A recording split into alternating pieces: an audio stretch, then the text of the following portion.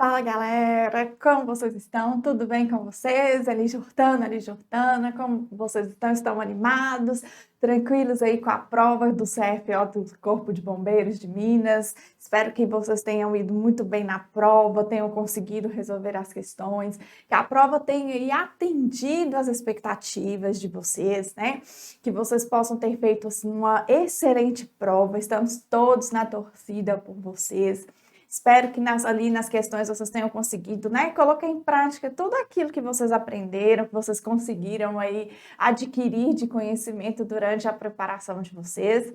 E hoje nós estamos aqui para trazer a correção da prova de língua portuguesa, galera. Para quem não me conhece ainda, meu nome é Deise Lorena, sou professora de português e redação e vou aqui passar para vocês a resolução da prova de língua portuguesa aí do CFO. Já de antemão, galera, eu vou falar com vocês que a prova, ela não estava uma prova fácil, né? Claro que a prova exigia um pouco mais de vocês, foram 5 questões ali que acabaram exigindo um pouco, né, do aluno. Não era uma prova assim que vocês podiam pegar, olhar a questão e já resolver. Eram questões que realmente exigia que pensasse um pouco, que se analisasse com calma, né? Foi uma prova assim bem contextualizada, vamos dizer assim.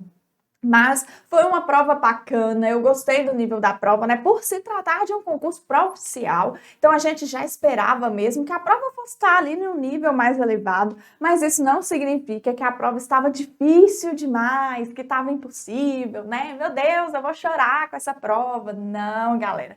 Era uma prova, assim, que exigia que a gente tivesse um pouco mais de paciência para fazer, que a gente se dedicasse um pouquinho mais, tivesse um pouco mais de atenção, né? Porque, assim, realmente cobrou conteúdos que a gente precisa ter ali um certo cuidado na hora de fazer as questões, tá? Então, normalmente, essas questões, galera, de concursos pró-oficiais, no geral, aí, dos concursos militares, quando são provas pró-oficiais, as provas realmente elas têm um nível um pouco mais elevado.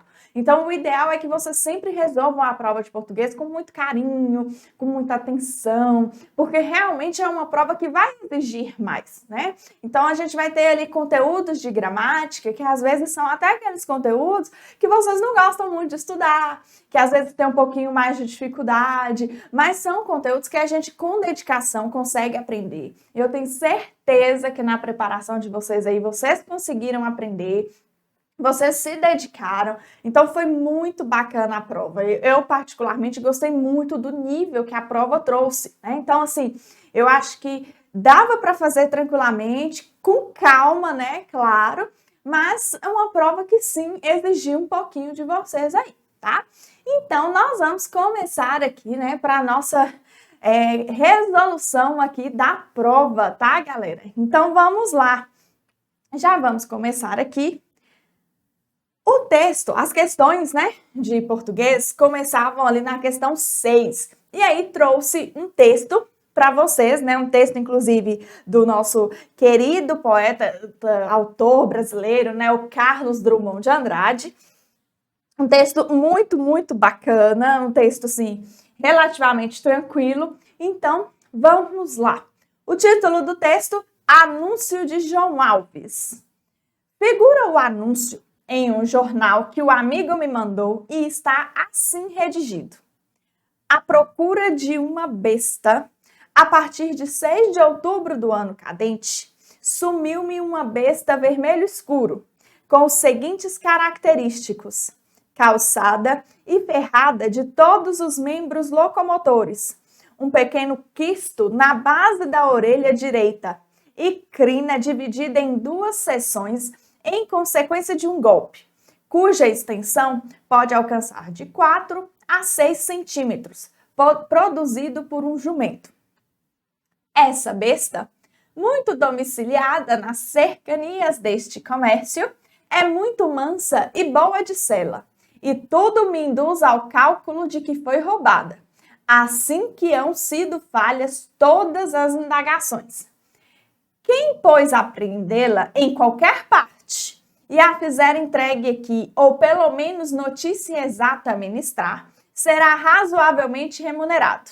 E também do Mato Dentro, 19 de novembro de 1899, João Alves Júnior. 55 anos depois, prezado João Alves Júnior, tua besta vermelho escura, mesmo que tenha aparecido, já é pó no nó. E tu mesmo, se não estou enganado, repousa suavemente no pequeno cemitério de Itambé. Mas teu anúncio continua um modelo no gênero, se não para ser imitado, ao menos como objeto de admiração literária. Reparo, antes de tudo, na limpeza de tua linguagem. Não escreveste apressada e toscamente, como seria de esperar de tua condição rural. Pressa não a tiveste, pois o animal desapareceu a 6 de outubro e só a 19 de novembro recorreste à cidade de Itabira. Antes, procedeste a indagações. Falharam. Formulaste depois um raciocínio. Houve roubo. Só então pegaste da pena e traçaste um belo e nítido retrato da besta. Não disseste que todos os seus cacos estavam ferrados. Preferiste dizê-lo, de todos os seus membros locomotores. Nem esqueceste esse pequeno quisto na orelha e essa divisão da crina em 2 seções, que teu zelo naturalista e histórico atribui com segurança a um jumento. Por ser muito domiciliada nas cercanias deste comércio, isto é, do povoado e sua feirinha semanal, inferiste que não teria fugido, mas antes foi roubada. Contudo, não afirmas em tom peremptório. Tudo me induz a esse cálculo. Revelas aí a prudência mineira, que não avança ou não avançava aquilo que não seja a evidência mesma. E cálculo, raciocínio, operação mental e desapaixonada como qualquer outro, e não denúncia formal. Finalmente, deixando de lado outras excelências de tua prosa útil, a declaração final. Quem a aprender, ou pelo menos notícia exata ministrar, será razoavelmente remunerado.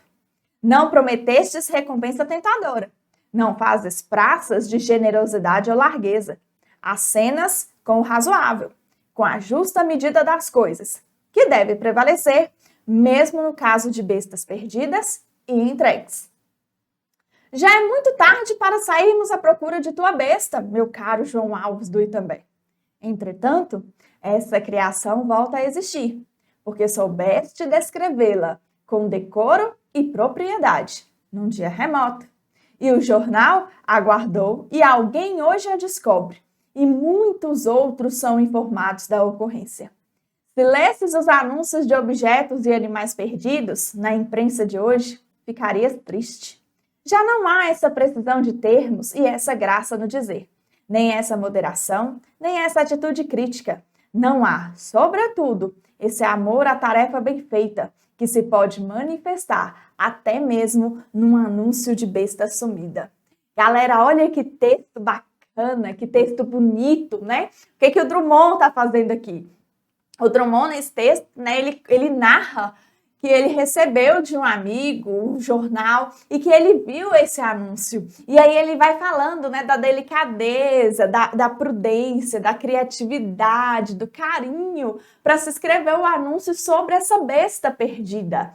Né? E aí é quando ele até fala, né, que se o autor daquele anúncio, o dono daquele anúncio, lesse os anúncios que são veiculados na imprensa de hoje, que o que teria? Ficarias triste. Por quê? Porque hoje a gente trabalha, né, com a linguagem mais objetiva, mais direta. Então o Drummond, nesse texto, ele constrói uma narrativa falando ali sobre essa questão de uma linguagem mais poética, de ter um pouco mais de sentimento, de descrever com maior carinho as certas coisas, né? Foi um anúncio ali que poderia ser um anúncio qualquer, né? Poderia ser um anúncio só sobre o animal perdido ali, pronto. Mas o anúncio foi feito com tanto esmero, né? Com tantos detalhes, falando, né? A afinidade que se tinha ali com aquele animal. Então, o Drummond, ele vai falando isso e o texto chama a atenção exatamente por isso, né? E aí o Drummond vai falando sobre a prudência mineira, que a gente percebe mesmo, né? Quando a gente lê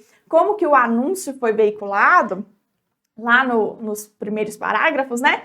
que ele vai falando, né, os característicos e tudo, a crina dividida, o quisto na base da orelha. Então, vê-se que teve todo um carinho, todo um cuidado ali para estar se escrevendo esse anúncio. E o Drummond, ele escreve a narrativa elogiando mesmo esse anúncio, a forma como foi construído. Então, é um texto muito bacana, né? E tiveram questões extremamente interessantes aí na nossa prova sobre esse texto. Então, vamos lá para a nossa primeira questão. A primeira questão da prova de português foi a questão de número 6. O que a questão 6 falava? A partir da leitura desse texto, é correto afirmar que... Galera, olha só, vamos lá. Quando eu tenho no texto, a partir da leitura do texto, é correto afirmar que... Eu já tenho que vir na minha mente. Vamos lembrar aqui da diferença entre compreensão e interpretação de texto. O que é compreensão de texto? Objetivo. Interpretação de texto, subjetivo.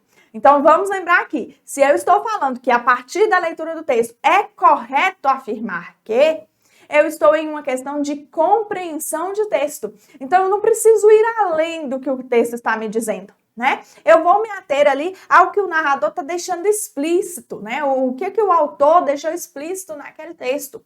Então, quando a gente está falando de compreensão textual, eu estou falando sobre o que está escrito, sobre o que está explícito no texto. Agora, interpretação. A interpretação já é aquilo que eu deixo implícito no texto, são as entrelinhas. Professora, como que eu faço para diferenciar esse tipo de questão, né? Como que eu percebo aí que essa questão de número 6 era uma questão de compreensão e não de interpretação? Vejam só. Questão de compreensão textual, elas vão vir, em regra, com enunciados do tipo: é correto afirmar que, o autor do texto afirma que, né? São enunciados desse tipo. O texto deixa claro que, né? De acordo com o texto. Então, são esses tipos de enunciados. Agora, e quando a gente está tratando da interpretação de texto? Aí a interpretação é diferente. A interpretação ela já tem um teor mais subjetivo. Eu preciso ir além do texto, eu preciso ler as entrelinhas. Quais são os enunciados típicos aí das nossas questões de interpretação de texto? A partir da leitura do texto, infere-se que o autor deixa entender que, né? Então, ou então pode vir assim, pela leitura do texto, depreende-se que. Então, são questões que eu preciso ir ali um pouco além do que está no texto. E que muitas vezes a gente, enquanto professor, a gente até fala com vocês, a interpretação de texto, ela vai exigir ali um certo conhecimento de mundo também. Então, eu preciso saber ali, ter aquela leitura de vocabulário, um bom vocabulário, um conhecimento de mundo, para eu poder ver o que o texto está me levando a crer, o que o texto está me levando a entender, né? Então, a questão de interpretação de texto, eu vou ler as entrelinhas. A questão de compreensão textual, eu vou ler o que está escrito no texto, tá? Então, aí na nossa questão 6, que o enunciado fala, a partir da leitura desse texto, é correto afirmar que. Então, eu estou diante de uma questão de interpretação textual. Aí, vamos lá. Vamos analisar aqui nossas alternativas. Na letra A, está falando assim: João Alves Júnior era o amigo do narrador que lhe enviaram um jornal antigo, onde escreveram um anúncio em busca de um animal que perdera. Galera, olha só. João Alves Júnior era o amigo do narrador. Ele era o amigo do narrador? Não. Se a gente voltar lá na primeira linha do texto, a gente já sabe que essa questão está errada. Olha só. Figura um anúncio em um jornal que o amigo me mandou e assim está redigido. Então, aqui quando ele fala que o amigo me mandou, eu não me falou em momento algum que esse amigo dele era o João Alves. Outra coisa, lá mais para o final do texto, aqui ó, 55 anos depois, prezado João Alves Júnior. Prezado João Alves Júnior, tua besta vermelho escura, mesmo que tenha aparecido, já é pó no nó. E tu mesmo, se não estou enganado, repousas suavemente no pequeno cemitério de Itambé. Então, vejam, a letra A não pode ser, por quê? Porque a letra A tá falando que esse João Alves Júnior era amigo do narrador. E não é isso, né? O narrador, o que aconteceu? O narrador, ele recebeu esse jornal de algum amigo. E nesse jornal tinha esse anúncio, tá? Então, vamos lá. Na afirmativa B, o animal de João Alves Júnior havia desaparecido em função de um golpe desferido por um jumento que lhe causou um defeito em sua alva crina. Olha só, a causa do desaparecimento foi esse golpe desferido pelo jumento? Se a gente volta lá no texto, vamos lá. No texto, aqui ó, sumiu uma besta vermelho escuro com os seguintes característicos: calçada e ferrada de todos os membros locomotores, um pequeno quisto na base da orelha direita e crina dividida em duas seções em consequência de um golpe, cuja extensão pode alcançar de 4 a 6 centímetros, produzido por um jumento. Então, veja, o desaparecimento do animal não foi por causa do golpe. O que foi aí essa questão do golpe? A questão do golpe foi a crina dividida em duas seções. Mas em momento algum no texto, no anúncio, o autor do anúncio lá, né, o João Alves Júnior, falou que ela desapareceu por causa desse golpe, né? Ele tem a crina dividida pelo golpe causado pelo jumento, só isso, tá? Então, aí a nossa letra B também está errada. Então, aqui a letra A está errada, a B também. Vamos ver a letra C. A besta havia desaparecido desde outubro, mas João Alves Júnior só se deu conta de que fora roubada em novembro, quando publicou o anúncio. Galera, olha só. Se a gente voltar lá no texto, vamos voltar lá no texto, ele vai falar assim: essa besta, muito domiciliada nas cercanias deste comércio, é muito mansa e de boa cela, e tudo me induz ao cálculo de que foi roubada, assim que hão sido falhas todas as indagações. Então, veja, ele fez diversas indagações, ele fez diversas suposições primeiro, tá? Para depois ele vir tentar esse raciocínio de que ela havia sido roubada. Aí lá na frente, o próprio narrador do texto vem e fala, ó, por ser muito domiciliada nas cercanias deste comércio, isto é, do povoado, e sua feirinha semanal, inferiste que não teria fugido, mas antes foi roubada. Contudo, não o afirmas em tom peremptório. Tudo me induz a esse cálculo. Revelas aí a prudência mineira, que não avança ou não avançava aquilo que não seja evidência mesma. É cálculo, raciocínio, operação mental e desapaixonada como qualquer outra, e não denúncia formal. Então, veja, o que aconteceu aqui? O que a gente entende aqui desse texto? A gente entende que o dono do anúncio, né, ele fez várias suposições de o que poderia ter acontecido com o animal, para depois ele partir para esse raciocínio de que ela não desapareceu, não foi qualquer desaparecimento, né? Ela foi roubada. Então, não é porque ela havia desaparecido em outubro e ele só deu por falta dela em novembro. Na verdade, o que aconteceu? Ela desapareceu antes, ele ficou fazendo suposições, tentando entender o que aconteceu, e aí, depois de muitas indagações, né, de muitas suposições, ele chegou à conclusão de que ela havia sido roubada. E aí, por isso, ele resolve, então, colocar o anúncio, tá? Então, a nossa letra C aí, ó, está errada, tá? Aí, vamos lá. Na letra D, o narrador, após ler o anúncio de João Alves Júnior, este certamente falecido, revela desconhecer o desfecho do apelo feito pelo anunciante. Então, vamos lá.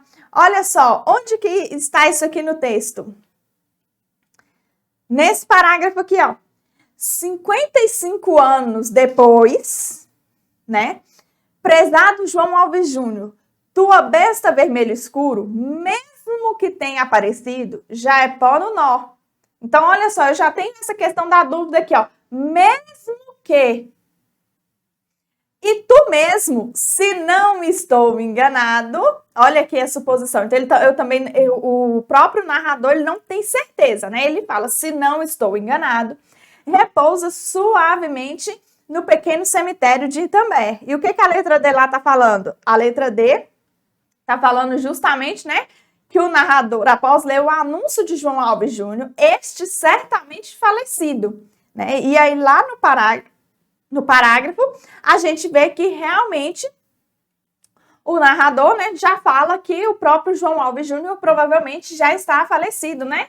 Já repousa suavemente no pequeno cemitério de Itambé. Então, aqui o narrador está deixando bem claro que ele realmente desconhece, né, qual foi o desfecho aí da história do desaparecimento da besta do João Alves Júnior, né, do animal do João Alves Júnior.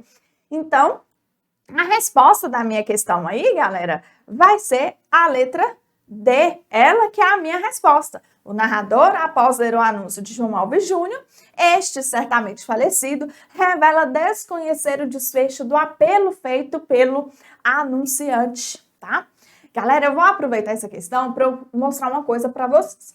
Vejam que em todas as alternativas, o que a gente fez aqui para resolver as questões? Nós voltamos no texto para responder. Façam sempre isso, tá? Nunca confiem naquela assim. Aí eu fiz a leitura 1 e 2 do texto, que normalmente a gente recomenda, né, que vocês façam ali 2 leituras do texto. Aí então eu já fiz essas 2 leituras, eu não preciso mais ler o texto, eu consigo responder a questão. Não façam isso. Analisem afirmativa por afirmativa da forma como nós fizemos aqui. Voltem lá no texto, tentem identificar, porque às vezes vocês leem uma coisa aqui na alternativa, e aí isso lembra o que vocês leram, só que às vezes no texto não está escrito bem daquela forma. E aí vocês erram a questão por causa disso, tá? Por uma coisa simples. Então, todas as questões que vocês tiverem aí de compreensão e interpretação de texto, sempre, sempre, sempre, não se esqueçam disso. Sempre voltem no texto para resolver, tá? Então, vamos lá. Questão número 6. Então, nossa resposta aí era letra D.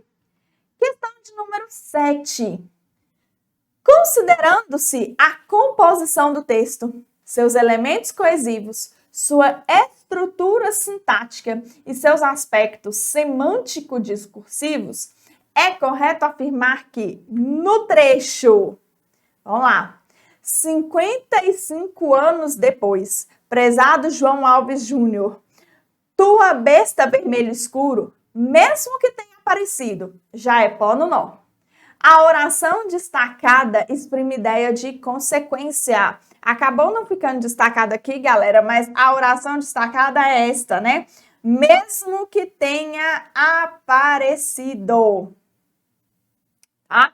Então, mesmo que tenha aparecido. A oração destacada exprime ideia de consequência. Essa oração aí, aqui, galera, exprime ideia de consequência. Vamos aqui, ó, vamos lembrar lá das orações. Aqui, ó. Orações.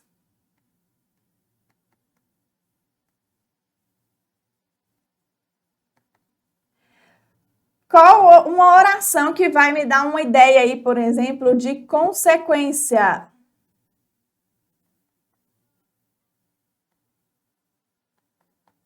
Consequência. Como que é essa ideia de consequência? Olha só, se eu viro e falo assim, estudou tanto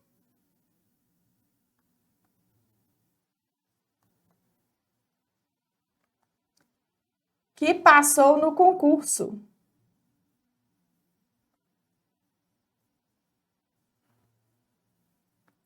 Esse que aqui, galera, tá me dando a ideia de consequência. Por quê? Qual foi a consequência de todo o estudo dele?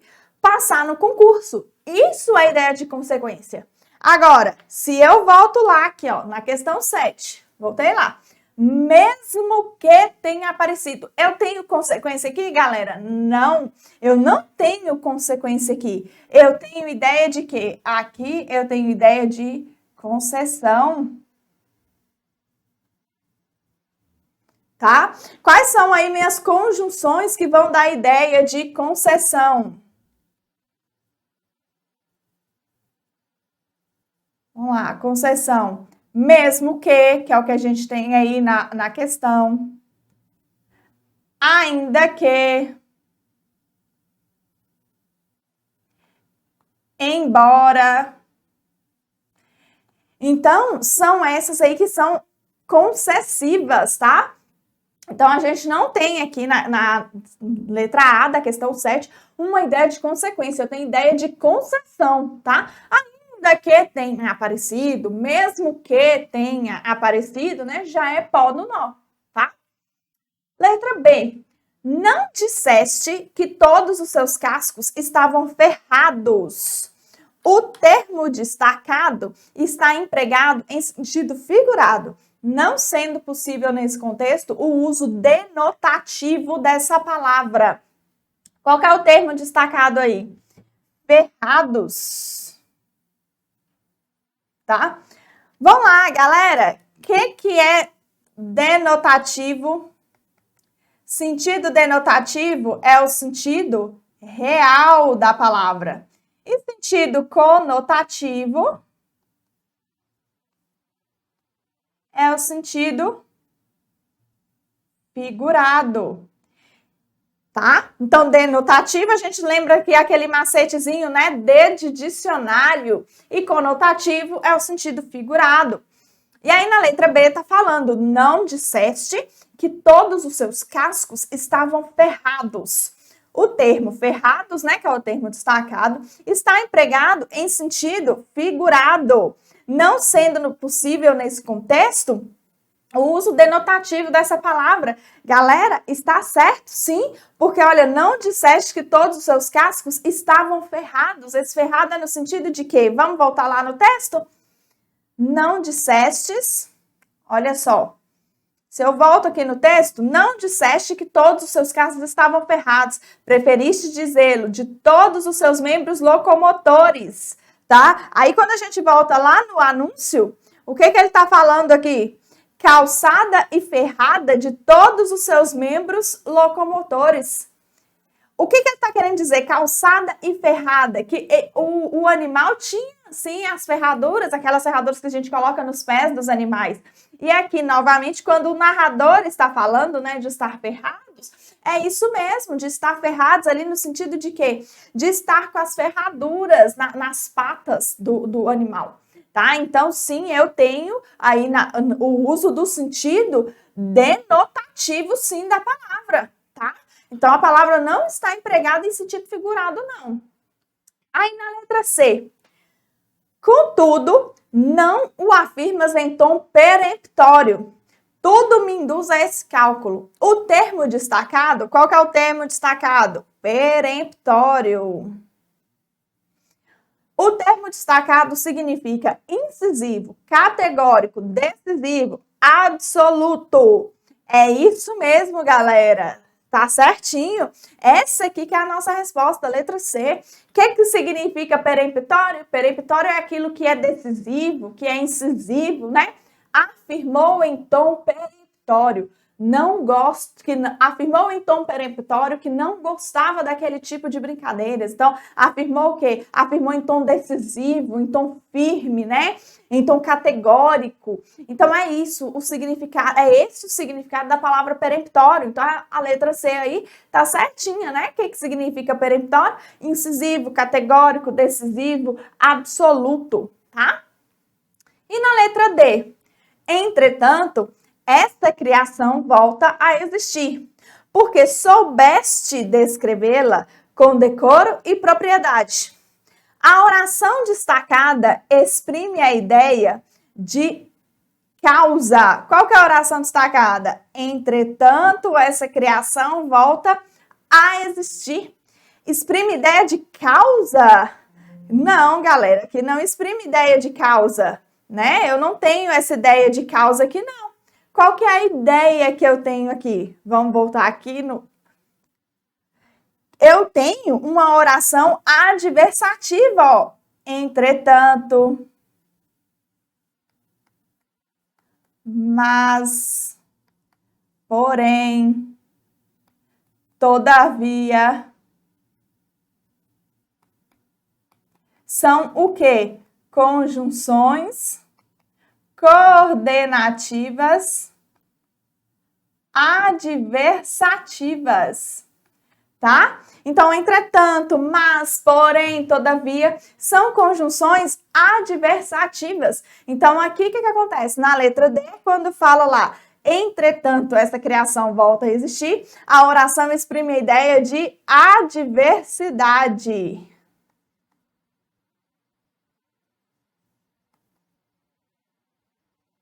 Adversidade, tá? Aí, vamos para a nossa próxima questão. Questão de número 8, galera. Vamos lá. Sobre o texto e sua composição, analise as afirmativas a seguir. Em relação à situação de uso e à variação linguística empregada no texto do anúncio, o cronista enaltece a linguagem apurada do anúncio como propriedade da amostra que serve de exemplo a ser seguido por outros anunciantes. Galera, se a gente voltar lá no texto, né, a gente vai ver que em diversos momentos ele fala, o narrador vai falar, né, que ele, aqui ó, nesse parágrafo, não prometestes recompensa ao tentadoras, deve prevalecer, aqui ó, acenas com o razoável, com a justa medida das coisas, que deve prevalecer, mesmo no caso de bestas perdidas, entregues, né?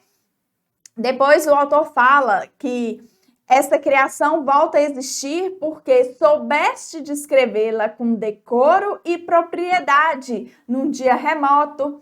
E aí depois o narrador ainda continua, né? Já não há essa precisão de termos e essa graça no dizer, nem há essa moderação, nem essa atitude crítica. Não há, sobretudo, esse amor à tarefa bem feita, que se pode manifestar até mesmo num anúncio de besta sumida, né? Então, veja que a gente tem sim esse enaltecimento da linguagem, né? Essa propriedade da amostra para ser exemplo aí para outros anunciantes, tá? Então, a número 1 está correta. A 2. A construção desse texto evidencia que nele predomina a função metalinguística da linguagem, porque o locutor se expressa por meio de uma língua que é objeto acerca do qual ele trata. Então, vamos lá. O que o texto está falando aqui? A afirmativa está falando. Função metalinguística. Galera, vamos relembrar aqui. Funções da linguagem. Olha só. A gente sabe que nós temos lá as funções, né, da linguagem. Quais são essas funções da linguagem? A gente tem a função referencial. Então, referencial. Função fática. Função poética. Função emotiva. Olha só. Temos a função da linguagem, também chamada a metalinguística. Opa, eu escrevi aqui errado, né, gente? Aqui é fática. Referencial, fática, poética, emotiva, função conativa e função metalinguística.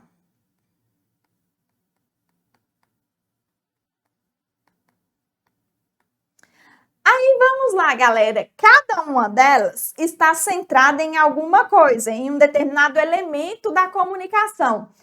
A função referencial, ela está ligada a quê? Ao contexto, né? Aquela função que vai prezar lá pela linguagem objetiva, que quer falar sobre algo, informar algo. A função fática está centrada em quê? No canal. O exemplo clássico que nós temos são as conversas aí por telefone, né? A função poética está ligada a quê? A mensagem é aquela função utilizada nos textos literários. A função emotiva está ligada a quê? Ao emissor, é aquela função mais subjetiva, que quer transmitir os sentimentos. A função conativa está ligada a quê? Está ligada ao receptor, né? É muito usada lá nas nossas propagandas, né? Quem não lembra aí daquela propaganda do compre batom, né? E a função metalinguística, ela tá ligada a quê? Ao código. Então é quando eu uso ali o código para falar sobre o próprio código, né? O grande exemplo que nós temos aí é o dicionário. Então, nós temos aí, galera, todas essas funções aqui da linguagem, né? São 6 funções da linguagem, cada uma centrada ali em um determinado elemento da comunicação. E aí, o que a minha afirmativa número 2 está falando? Que a construção do texto evidencia que nele predomina a função metalinguística da linguagem. O que é a função metalinguística? Aquela centrada no código. Porque o locutor se expressa por meio de uma língua que é objeto acerca do qual ele trata. E é exatamente isso. A 2 está corretíssima. Por quê? O que o autor está fazendo? O autor está usando de um texto, né, para falar sobre outro, usando a linguagem para falar sobre a linguagem utilizada ali naquele anúncio. Então, eu tenho isso, né, o código explicando o próprio código, né? O grande exemplo da metalinguagem que nós temos, como eu falei, é o dicionário. Por que o dicionário? Porque eu tenho ali as palavras que estão explicando, que estão dando o conceito das próprias palavras. Então, o dicionário é o grande exemplo. E aí, nesse texto aí do Drummond, o que a gente tem? A gente tem ele utilizando a linguagem, né, para falar sobre a própria linguagem, tá? Então, por isso, a número 2 aí está corretíssima. Questão de número 3. O ponto e vírgula no trecho "não prometestes recompensa tentadora.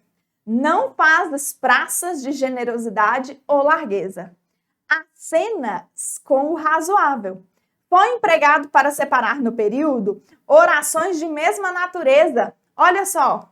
Não prometestes recompensa tentadora, não fazes praças de generosidade ou largueza, acenas com o razoável. O que é que eu tenho aqui, galera? Orações coordenadas assindéticas. Orações coordenadas assindéticas.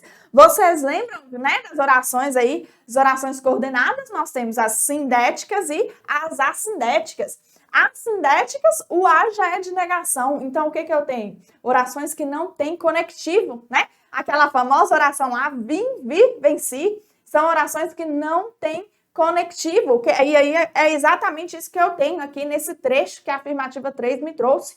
Não prometestes recompensa tentadora, não fazes praças de generosidade ou largueza, acenas com o razoável. Então, eu não tenho essas orações ligadas por conectivos, são orações coordenadas. Por que coordenadas? Porque são orações independentes entre si.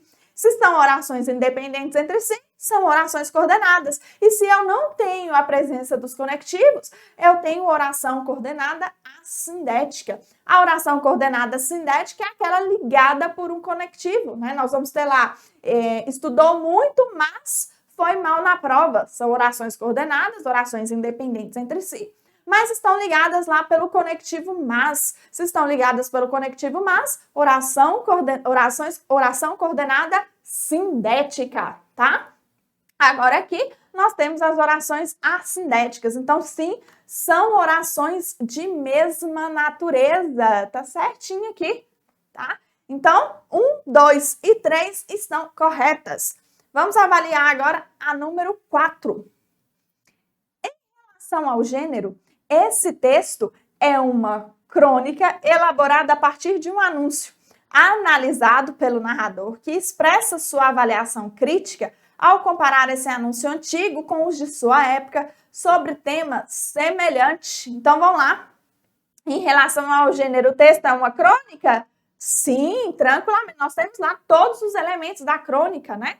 Nós temos ali uma narrativa de cunho mais leve, né? Uma narrativa curta, elaborada a partir de quê? De um anúncio. O que é a crônica? A crônica narra fatos do cotidiano, né? E é comum a gente lidar com essas questões de anúncios, né?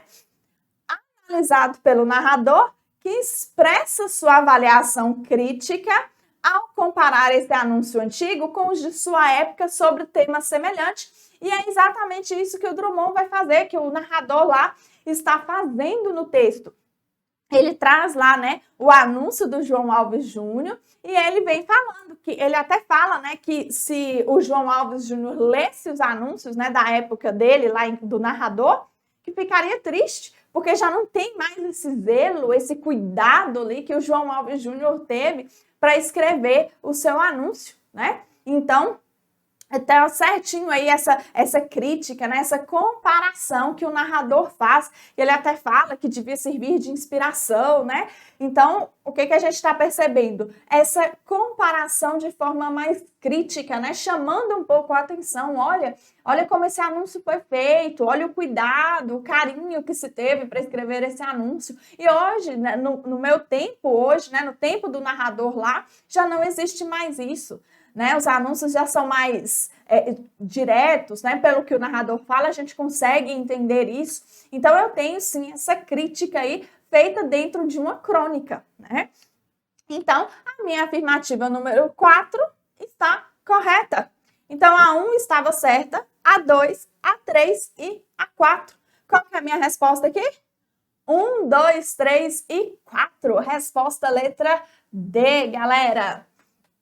Questão aí que exigia um pouco também, né? A gente precisava parar para pensar e tudo, caiu função da linguagem, mas foi uma questão aí, teoricamente, né, um pouco tranquila. Exigia um pouquinho, mas foi uma questão tranquila. Como eu falei para vocês no início da aula, a prova ela exigia um pouco mais, até porque, né, o concurso, por ser para oficial, a gente já esperava um nível um pouco mais elevado dessa prova. Mas era uma prova que a gente não pode dizer que estava difícil demais, né? Estava tranquilo, dava para fazer, com um nível um pouco mais elevado, mais puxado, mas dava para fazer. Não estava uma prova impossível de se fazer, não. Exigia, sim, a atenção de vocês, exigia paciência para estar voltando no texto, né? Que às vezes é um grande problema, às vezes o aluno naquele afobamento de fazer a prova, aquela preocupação com o tempo, né? Aí o aluno não quer voltar no texto, e aí muitas questões aqui, com certeza vocês perceberam que a gente precisou voltar no texto, precisa analisar com calma, né?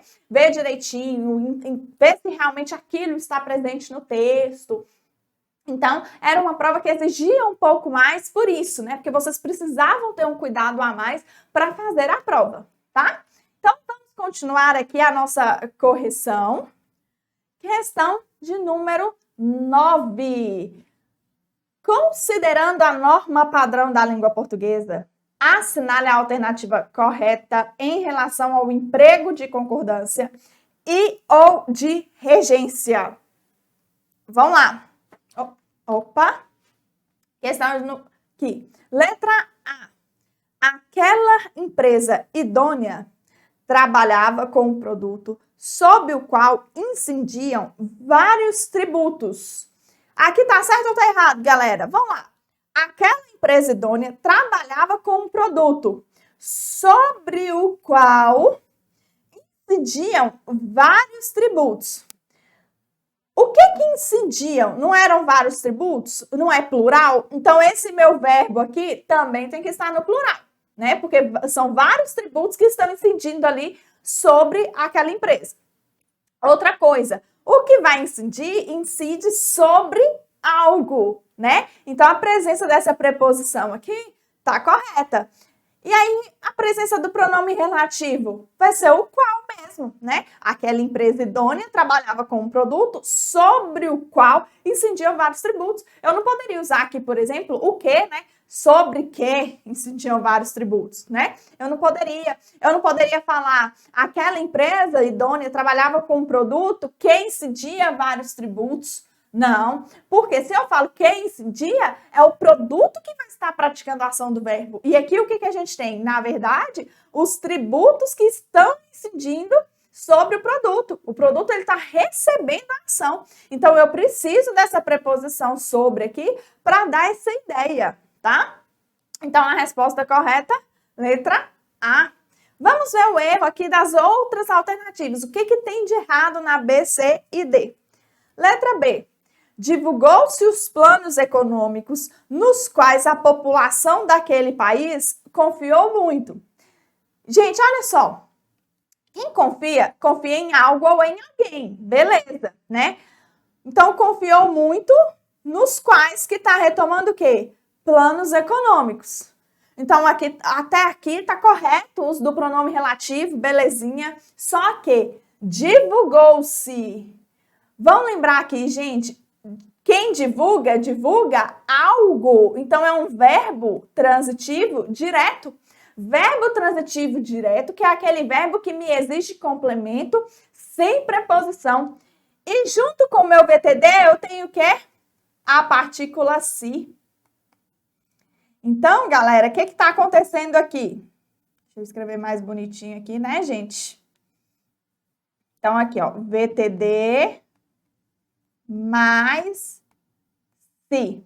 Então, eu tenho o verbo transitivo direto mais a partícula se. O que é isso? Formação de voz passiva sintética.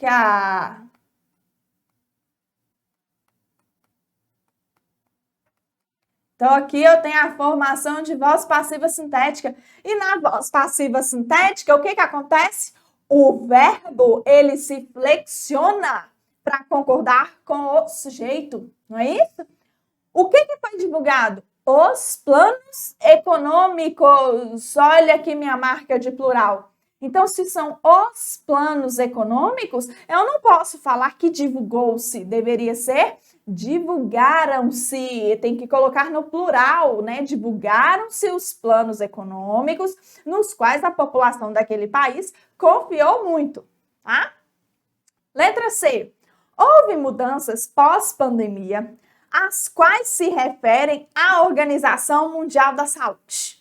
Galera, essa letra C foi a questão a afirmativa, que eu acho que foi a que mais gerou dúvidas, né? Foi a que talvez tenha deixado aí vocês mais confusos aí. Mas vamos analisar com calma aqui para vocês compreenderem o erro que está presente aqui nessa letra C. Vamos lá. Houve mudanças pós-pandemia, as quais se referem à Organização Mundial da Saúde. Olha só, essas mudanças pós-pandemia se referem à Organização Mundial da Saúde. O que se refere a algo. Então, aqui eu estou diante de verbo transitivo indireto. Verbo transitivo indireto me exige preposição. E o verbo referir é regido pela preposição a. Então, essas mudanças aqui, as quais está retomando mudanças pós-pandemia. Está retomando. Se ele retoma, ele está sendo pronome relativo. Então, não tem essa presença dessa crase aqui, não. Então, houve mudanças pós-pandemia, as quais, olha só, aqui, houve mudanças pós-pandemia que se referem, tá? Percebam aí que eu consigo até fazer essa troca dos pronomes. Então, houve mudanças pós-pandemia, as quais se referem, aí aqui eu teria crase, à Organização Mundial da Saúde, porque essas mudanças se referem à Organização Mundial da Saúde, tá? Então, o cuidado aí, que às vezes vocês podem pensar assim, né, que a organização se referia às mudanças pós-pandemia. E não tem isso não, tá? Houve mudanças pós-pandemia, as quais aí é o pronome relativo, está retomando mudanças, se referem a quê? A Organização Mundial da Saúde. Então, aqui sim, eu teria a presença de crase, tá? E na letra D? Em geral, as pessoas honestas e honradas têm um modo de pensar que as caracterizam. Vamos identificar o erro aqui. Em geral, as pessoas honestas e honradas. Olha só, as pessoas honestas e honradas. Não é plural? Lembram lá da regrinha dos verbos ter e vir? Vão lembrar que a regrinha dos verbos ter e vir? Verbos ter e vir na terceira pessoa do plural receberão acento circunflexo. Eles têm, eles vêm, elas têm, elas vêm. Então, eu tenho acento circunflexo. No singular não recebem acento, mas no plural eles vão receber acento. Só recebem acento agudo os derivados de ter e vir na terceira pessoa do singular e acento circunflexo na terceira pessoa do plural. Agora, ter e vir especificamente recebem acento somente no plural. Aí eu tenho lá, por exemplo, reter, deter, convir, intervir, que são os verbos derivados. Aí na terceira pessoa do singular, eles recebem o acento agudo e na terceira pessoa do plural o acento circunflexo. Então, quando eu olho aí para a minha afirmativa D, em geral, as pessoas honestas e honradas têm um modo de pensar. Então, aqui faltou o acento no verbo ter, porque o tem aqui estava no singular, então não estava concordando com o sujeito. Um modo de pensar que as caracterizam.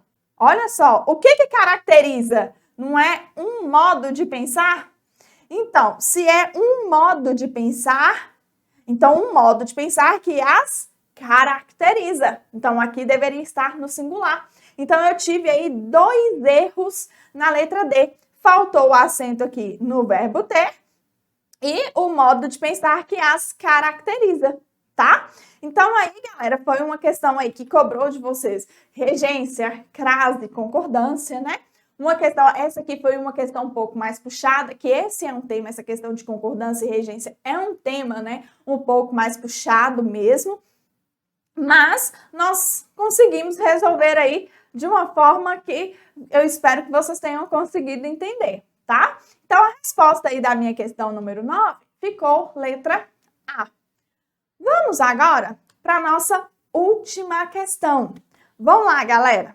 Última questão, questão de número 10 aí da prova.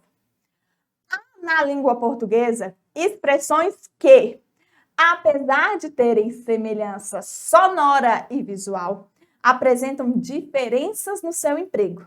Quanto ao emprego das expressões, assinale a alternativa correta. Letra A. A fim, junto, indica finalidade, objetivo. A fim de, separado, indica semelhança, afinidade. Vamos lá, galera? Vamos corrigir isso aqui? Olha só. Se eu falo com você assim, temos interesses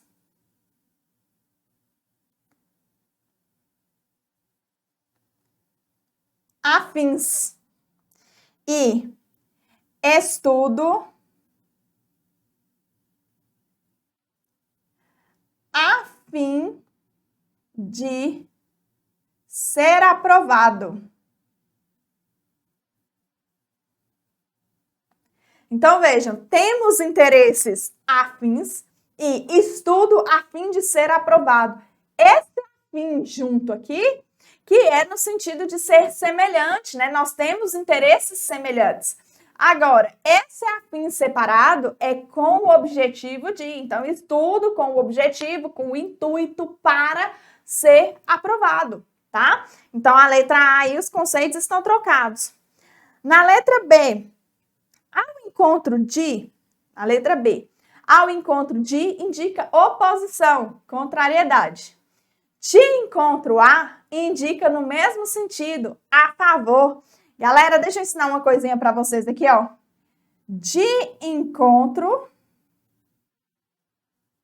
e ao encontro.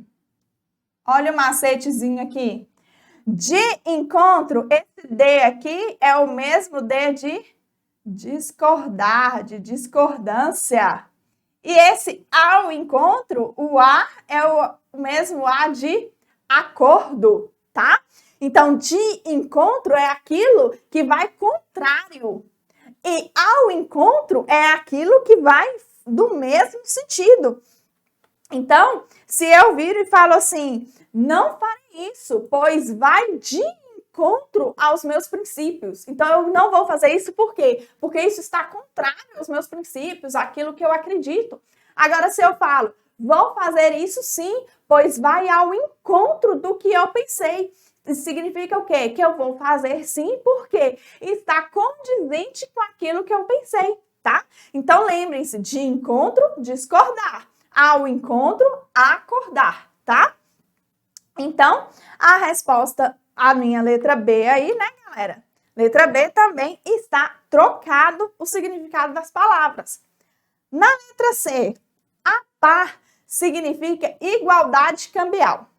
Ao par significa estar ao lado de, estar ciente. É o contrário, galera. Ao par significa semelhante, equivalente, perdão. Ao par significa equivalente. Então, eu vou falar, por exemplo, que a moeda americana está ao par da moeda europeia. Então, significa o quê? Que estão equivalentes. Agora, a par, que significa estar ao lado, estar ciente, né? Você precisa nos deixar a par do assunto, precisa nos deixar o quê? Cientes do assunto, tá? E aí, na letra D, a parte significa aquilo que está isolado, separado, né? E a parte junto significa interrupção no discurso de alguém. Então, certinho aqui, ó, a resposta da minha questão, letra D. Esse a parte é como se eu falasse assim, ó, esse assunto será discutido à parte. Então, será discutido o quê? Separadamente, né? O assunto será discutido de forma isolada. Agora, eu posso virar e falar assim, deixa eu separar aqui.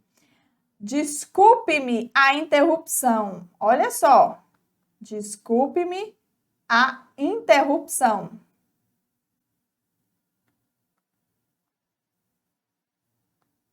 Mas preciso fazer à parte. O que é esse à parte? Preciso fazer uma à parte. Preciso te interromper, né? Preciso falar algo. Então, desculpe-me aí essa interrupção, mas eu preciso fazer à parte, né? Se eu falo lá assim, ou então, durante o seu discurso, o governador teve que parar por diversos à partes de outras pessoas, né? Por diversas interrupções, tá? E lembrando que esse à parte junto aí também, galera, ele pode ter o sentido do verbo apartar, né? Eu falo assim, aparte aqueles dois antes que eles se matem. O que significa isso? Separe aqueles dois, né? Apartar uma briga, apartar uma discussão, tá? Então, aí, na minha questão de número 10, tá certinho aí os meus conceitos, né? A parte separado e com crase, né? E o a parte junto, significando a interrupção no discurso, tá? Galera, esse aqui então, nosso gabarito, questões 6, 7, 8, 9 e 10. Lembrando que aqui, galera, para essa aula eu usei a prova tipo A, tá? Então, ficou aí as respostas, questão 6, letra D, 7, letra C, 8D, 9A e 10D, tá? Nossas respostas aí. Aí vocês aí que estavam com outros tipos de prova, procurem as questões equivalentes, tá? Galera, foi um prazer estar com vocês aqui de novo, fazendo a resolução dessa prova aí do CFO, do Corpo de Bombeiros, tá? Espero que vocês tenham ido muito bem na prova, tá? Estou aguardando vocês lá no meu Instagram. Sigam o Instagram do LJ Aulas também, tá? LJ Aulas Online. Pode me chamar lá no Instagram pra gente conversar, @professora Deise Lorena. Estou à disposição de vocês pra gente conversar um pouco lá, trocar uma ideia, tá? Falar sobre concursos, estudos, tá? Estou à disposição, podem me chamar lá. Continuem ligadinhos no canal do LJ, porque tem muita novidade, muita coisa bacana para vocês aí. E, mais uma vez, galera, espero ter boas notícias de vocês na prova, tá? Foi um prazer, galera. Grande abraço. Tchau, tchau.